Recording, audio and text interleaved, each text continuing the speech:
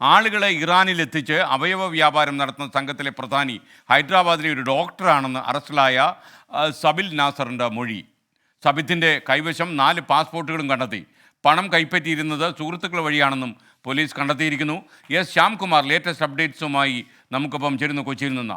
ശ്യാംകുമാർ, ഈ പ്രതി ഈ ഡോക്ടർ എന്ന് പറയുന്ന കഥാപാത്രത്തെ നേരിട്ട് കണ്ടിട്ടില്ല എന്ന് പറയുന്നു. എന്താണ് കൂടുതൽ വെളിപ്പെടുത്തലുകൾ?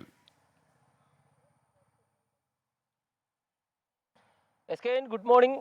പക്ഷേ സബിത്തിന്റെ ഈ മൊഴി അന്വേഷണ സംഘം വിശ്വാസത്തിലെടുത്തിട്ടില്ല SKN. കാരണം ഈ ഇന്ത്യയിൽ പല ഏജന്റുമാരുണ്ട്. ആ ഏജന്റുമാരെ നിയന്ത്രിക്കുന്നത് ഹൈദരാബാദിലെ ഈ ഒരു ഡോക്ടറാണ് എന്നുള്ളൊരു വിവരമാണ് സബിത്ത് നൽകിയിരിക്കുന്നത്.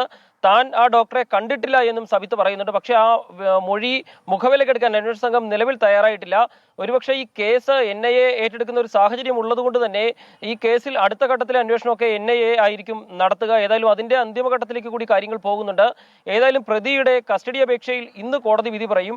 കേരള പോലീസ് കണ്ടെത്തിയ ചില നിർണായക വിവരങ്ങളാണ് ഇപ്പോൾ നമ്മൾ പ്രേക്ഷകരുമായി പങ്കുവെക്കുന്നത്. അതിൽ ഏറ്റവും പ്രധാനപ്പെട്ടതാണ് ഈ പ്രതിക്ക് 4 ബാങ്ക് അക്കൗണ്ടുകൾ ഉണ്ടായിരുന്നു എന്നുള്ളത് കണ്ടെത്തിയിട്ടുണ്ട്. 4ഉം തൃശ്ശൂരിൽ തന്നെയാണ് ഉണ്ടായിരുന്നത്. വ്യത്യസ്ത വിലാസങ്ങളിലാണ് 4 അക്കൗണ്ടുകൾ ഉണ്ടായിരുന്നത്. ഇയാളുടെ ചില സുഹൃത്തുക്കൾ വഴിയാണ് അവയവ കച്ചവടത്തിന്റെ പണം ഇയാളിലേക്ക് എത്തിയിരുന്നത്. അവരെയും കസ്റ്റഡിയിലെടുക്കാൻ പോലീസ് തീരുമാനിച്ചിട്ടുണ്ട്. ഏതായാലും സബിത്തിനെ ഇന്ന് കസ്റ്റഡിയിൽ ലഭിച്ച ശേഷമായിരിക്കും ഈ സുഹൃത്തുക്കളെ പോലീസ് കസ്റ്റഡിയിലെടുക്കുക. അവരിപ്പോൾ പോലീസിന്റെ പൂർണ്ണമായ നിരീക്ഷണത്തിലാണ് ഉള്ളത് എന്നുള്ള വിവരം കൂടി നമുക്ക് ലഭ്യമാണ്. അതുകൊണ്ട് തന്നെ രക്ഷപ്പെട്ടു പോകാൻ സാധിക്കില്ല ഈ കേസിൽ ഈ പ്രതികൾക്ക് എന്നുള്ളത് ഉറപ്പായിട്ടുണ്ട്.